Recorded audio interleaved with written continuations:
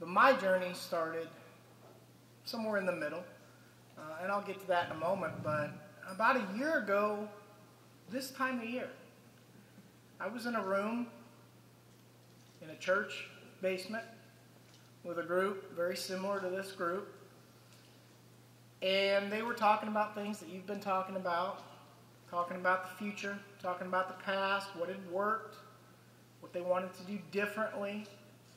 They had elections, they had an award, and they had actually brought me there to receive an award for the effort that I had put in the year before. Unsuccessful effort, but they recognized it nonetheless. And a year ago today, we were sitting here and we were saying, I think next year will be the year. 2015 will be the year. And I said it, not fully believing it in my heart. And a lot of people looked around and they said, come on, it's Nebraska. Really think we're going to get this done here? We're the reddest of the red. We had just finished elections in Nebraska when I was at this meeting a year ago, and we had ushered in 17 new senators. Turned a lot of seats, more red. We just put in a new governor, kept it red. But we said, I think we can do this. And we looked forward, and, well, you know the rest of the story, but I'll get to that in a moment. But I want to start with my story, because I didn't come to where I came with the abolishment of the death penalty in a very straight line. It wasn't a very easy line. And it was a line that I didn't understand for a lot of years. I was like most Nebraskans, I think. Maybe maybe similar to a lot of folks from Arkansas, where people ask you in relation to something they'd seen in the newspaper, do you think we ought to have the death penalty? My answer would have been, well, yeah. Somebody does something really terrible, you ought to do something really terrible back. And that was really the depth of any kind of thought I ever had on the subject. Now, I'll date myself here, but in 1996, I was a college freshman going to the University of Nebraska, living in the dorms.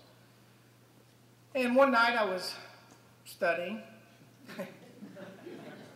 I really was, actually, but there was other things going on, but I was trying to keep my nose in the books. I was a freshman. And a bunch of my classmates in the dorms, they said, hey, Coash, what are you doing? I said, I'm studying. They said, well, put that book down. We're going to go down to the pen, which was short for penitentiary. I said, well, okay, sounded better than studying. So we jumped in the car. We went across town to the penitentiary, and we didn't get very close to it before we realized there was a lot of traffic. And so we parked, and we had to walk about 3 blocks to the penitentiary, and I truly didn't know what the heck we were going there for. And so I looked at one of my friends, and I said, what are we doing? Why are we going to the penitentiary? He goes, hey, there's an execution. We're going to go watch it. And I said, we got to watch an execution? He said, no, you dummy. They're not going to let you see it. But they're going to do one tonight, and we're going down there. We're just going down there. Well, okay. So we parked. We walked to the parking lot of the penitentiary, and there were several hundred people there.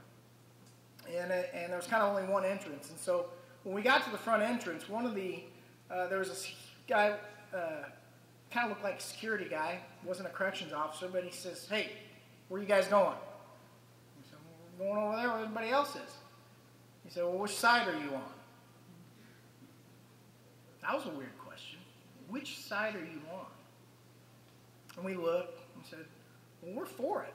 And he said, well, go over there. And I said, and I kind of said, what if I'm against it? Well, if you're against it, you go over there.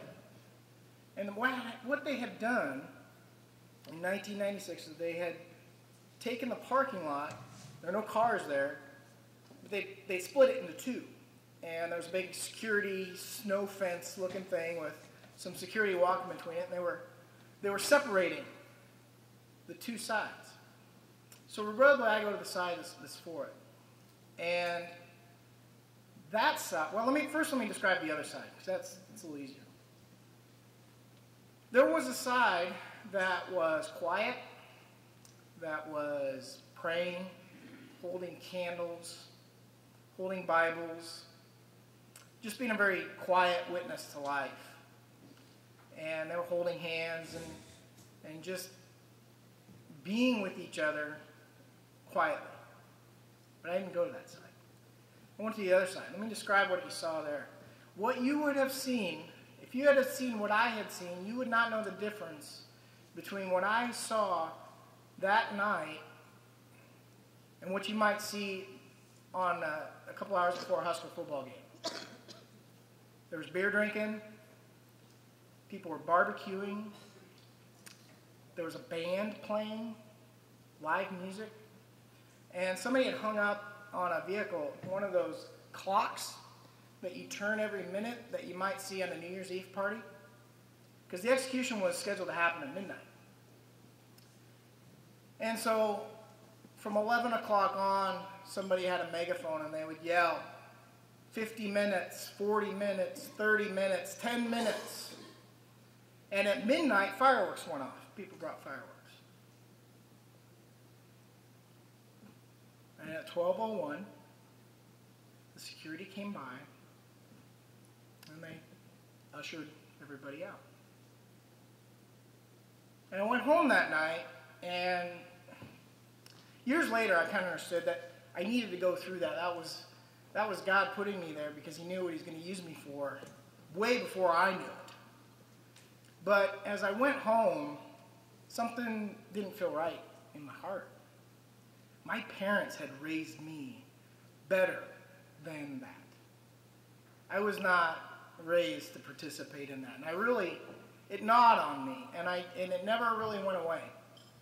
And I said to myself, I think, I'm never going to do that again.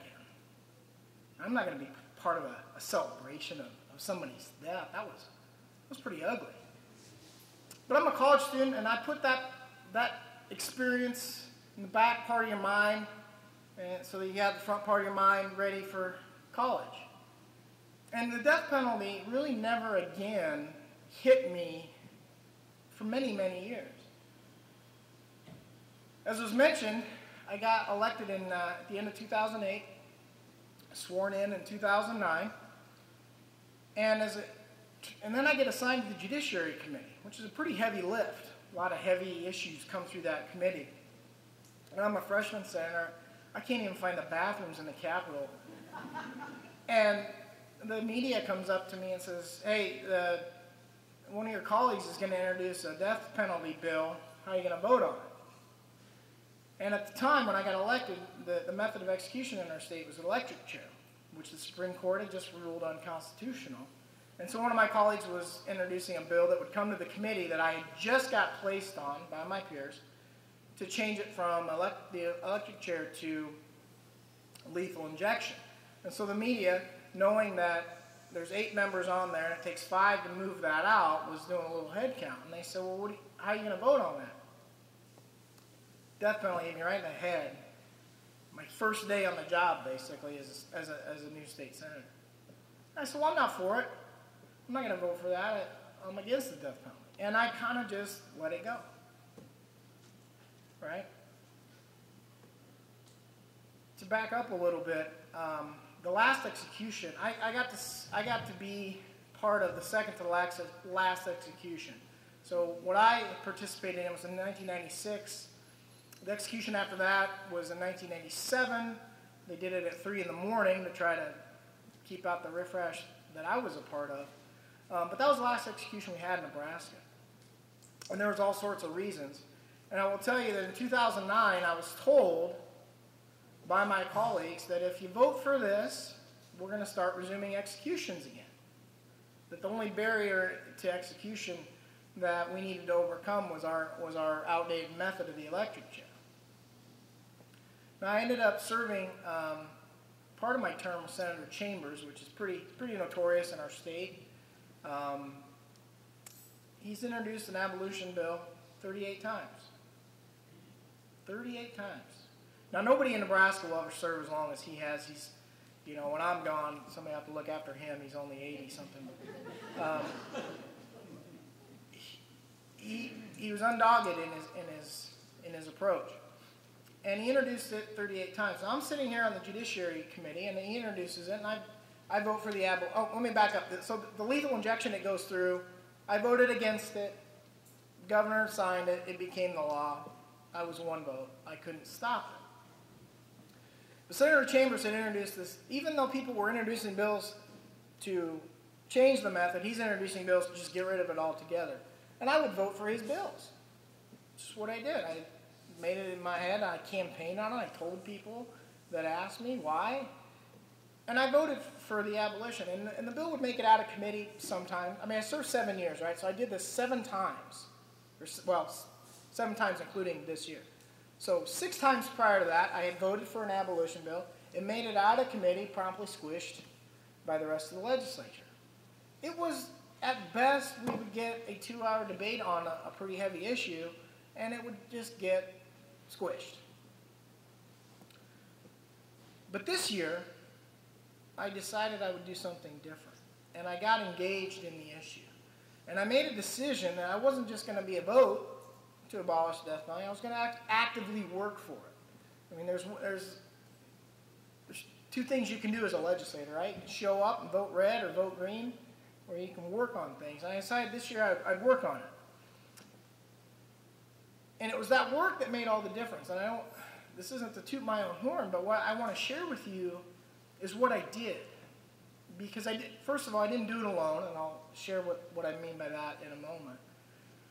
But the main thing that I did is I changed the narrative of what the death penalty as an institution had been in our state and what it was going to be.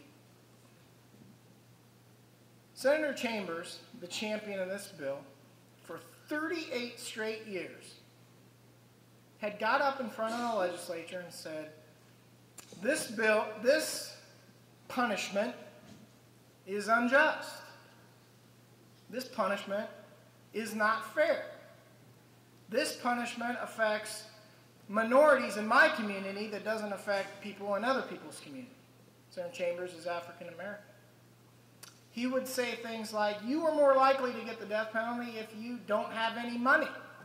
And if you have money, you're not going to get sentenced to death. He said that for 38 years. And he's passionate. He's a great speaker. But it wasn't working. That argument wasn't working. Part of the reason I think it wasn't working is we have, at the time, between 10 and 12 people on death row. Not one of them is sitting there telling you that he's innocent. Not one of them. Nobody believes that they didn't do what they were tried, convicted, and sentenced for doing. And as is, I'm sure, the case in this state, the details of their crime are not something you want to hear, right? Nobody wants to hear about the victims and how they were affected by these guys. But this argument was not working. And so I talked to Senator Chambers, and I said, we have to change our narrative here. He said, you've tried it 38 years, let me try something. Right? And I was working with a very capable counterpart, Rashonda, right? Faranda, in Nebraska. Did you get to meet Stacy? Yeah? She did such a good job in Nebraska, they took her to Colorado, so that's where I was last week, talking to them. But I said, we have to change the narrative. What you're saying and what people had been saying for years was not going to work. And it certainly wasn't going to work in a state like Nebraska. So what I did is I started to look at my own values. I'm a Republican. We have a nonpartisan legislature. I'm certainly in the majority in Nebraska, at least from an elected official standpoint. And we, as I said, we had ushered in a little, like 17 new senators. And they all came off the campaign trail. They were ready to get into the legislature and make good on all the promises they had made for a year, most of them, on the campaign trail. And, you know, as elected officials, we put these cards together that we hang on doors when we go door to door, and we meet people, we give them cards, and they usually have a picture of you and your family, and then on the back it says what you're going to do if people put their trust in you and vote for you. So I had some of those cards because you go to functions and you get them. And so I'm looking at these cards of my new colleagues, and I'm comparing what they're saying and what I had said, frankly, when I was campaigning as conservative members of the legislature, we were going to do, and comparing that to the institution of the death penalty. Many of us, myself included, when we campaigned, we said things like, if you send me to Lincoln, Nebraska, you elect me, I will go to Nebraska, to the capital, I will find broken government wherever it is, and I will get rid of it. If it's broken government, it's costing you money, I'm going to vote it out. Well, here we are, 2015. Our last execution was 1997. We're pushing 20 years with a program that hadn't been able to deliver. Broken government, the death penalty, I give you Exhibit A. That's what I told my colleagues. I said, you said you wanted to fix broken government. Here's one of the most broken pieces of government we have. And they said, well, it's not working. We need to fix it. I said, look, we had plenty of chances to fix it. And the folks who want to see the death penalty remain on the books have not been able to deliver on what they said they would do. That's broken government. If you believe what you put on your card, you should get rid of it. And that started to get people thinking.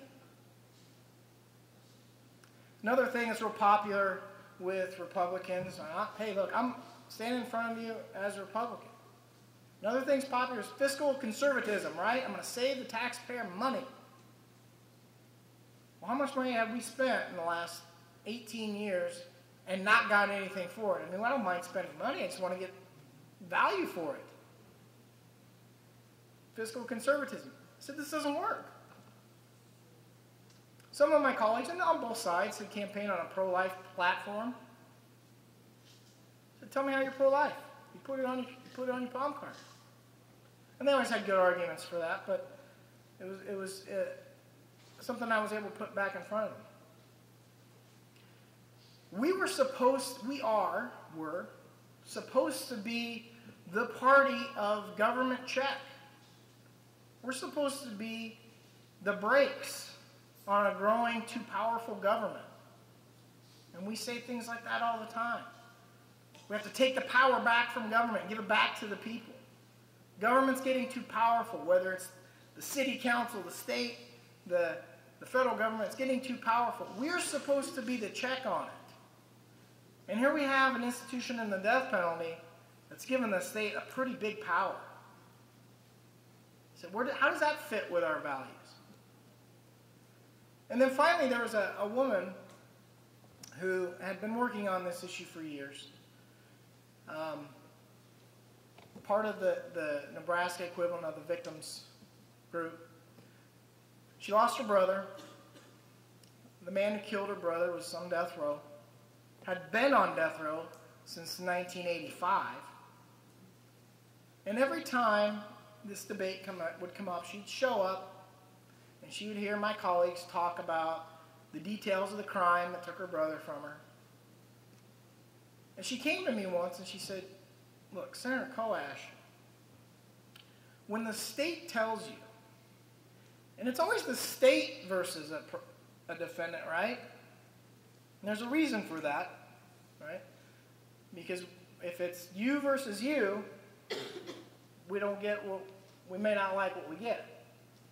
But when she would say, when the state tells you that because of the crime that happened to your loved one, the state's going to put that person to death, and then 30 years later, the state doesn't deliver on that, you really have to explain to me where the justice is. Where is the justice in a sentence that's not carried out? Now, she had one victim's perspective. There were many other victims on the other side of this issue. But it was real easy to go to my colleagues and say, we have a system that's not being fair to victims. We are telling them, as representatives of the state, that we're going to do something and then we don't deliver. And when she asked where's the justice in that, she's got a point. So here's the strategy piece, and this is what I'm excited to share with you. The work that I got engaged in this year, and I've been having a great time going across the country talking about it, it didn't start when I got engaged. It started decades before in groups like this. Okay? And what I would do, I had a great partner in Stacy, who is Fershonda. Ferranda. Dang, I'm just going to open it right here so I can read it. Ferranda. So I had a Stacy, you've got a Ferranda. And my role as a legislator, I would go and I would give these arguments to my colleagues. And look, the Democrats in our body, they were all in. And frankly, some of them were like, geez, Coash, what took you so long? Right? But I would go talk to my conservative colleagues, and I might say, hey, let's talk about powerful government. Let's talk about justice. Let's talk about fiscal conservatism. And I would try to figure out, which one of those hooks was going to pull one of my colleagues in. And then I'd sneak off and I'd go to Stacy and I'd say, Senator Seiler thinks we're spending a lot of money. And she'd go, aha. And she'd call her network, just like this network, in Senator Seiler's district, and all of a sudden he'd have 30 calls saying, why don't you just save us some money? Then I would go talk, and it worked both ways, right? So I would go talk to a senator who was on my side, right? Just to give you an idea how touchy this was, and I didn't know the world was watching. We had to vote, once it made it out of committee, we had to vote it past 3 filibusters and then over a governor's veto. And those were hard, man, those were tough days and tough votes. And I'd go talk to my colleagues and I'd say, hey, how's it going? And I'd hear things, I'm trying to think of an example. So Senator Garrett, just throw a name out there, would say, God, he'd say, I'm getting a lot of heat from back home, right? Because our governor was going around the state saying, those jokers down at the legislature are crazy. They have no idea what they're doing. They're just about ready to take away the death penalty from you, the people, and I know you don't agree with it, so you need to let them know. And boy, did the citizens let us know.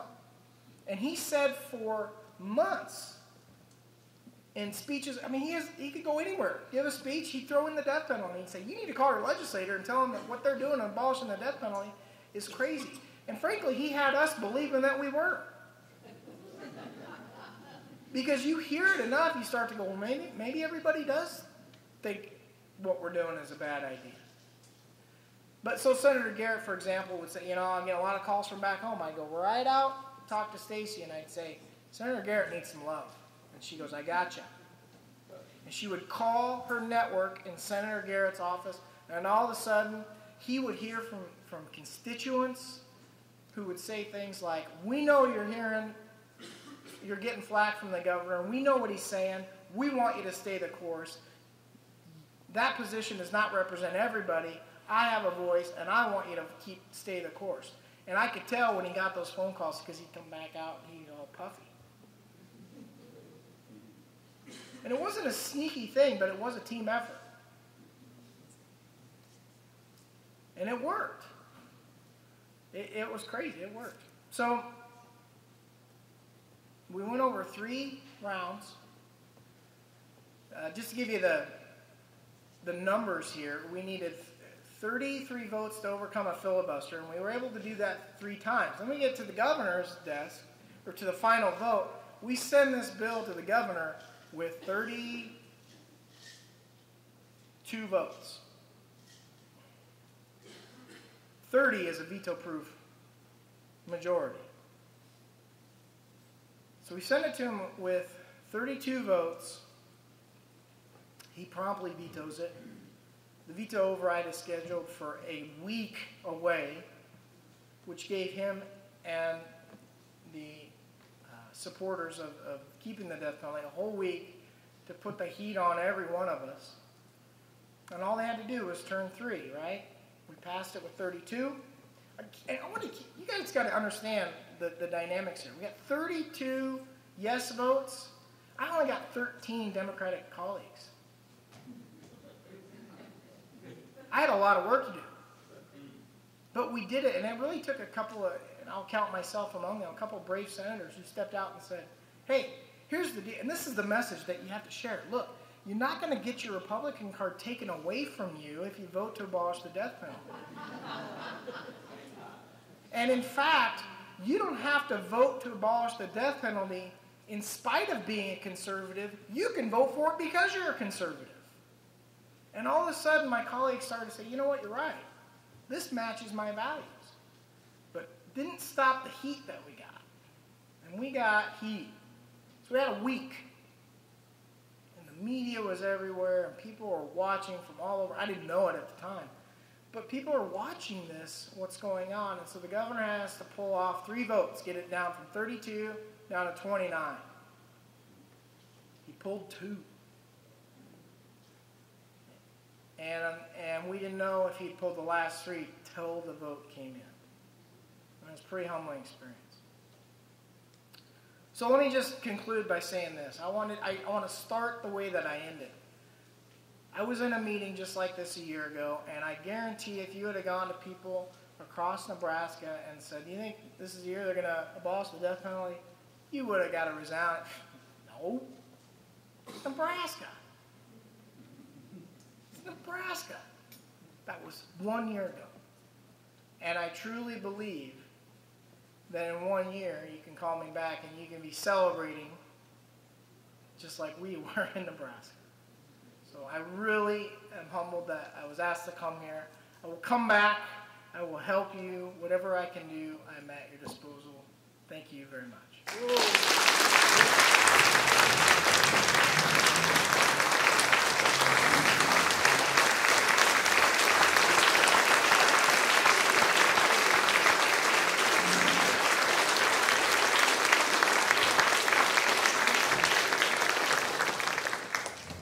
Senator's willing to entertain a couple of questions.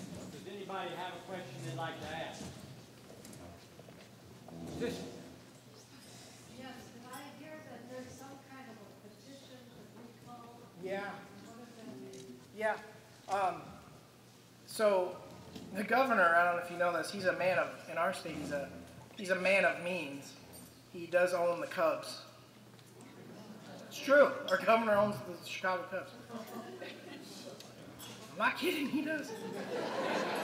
So he's got the checkbook, right? So he wrote a big check, a couple of them actually, $250,000 or more, funded an effort to put this back on the ballot. Okay. Now, it was in court this week about the validity of the sponsorship, and here's what it looks like. I'll just be honest with you. It's likely that repealing the repeal, what we did, might go to the vote of the Nebraska citizens November of next year, so like a year from now.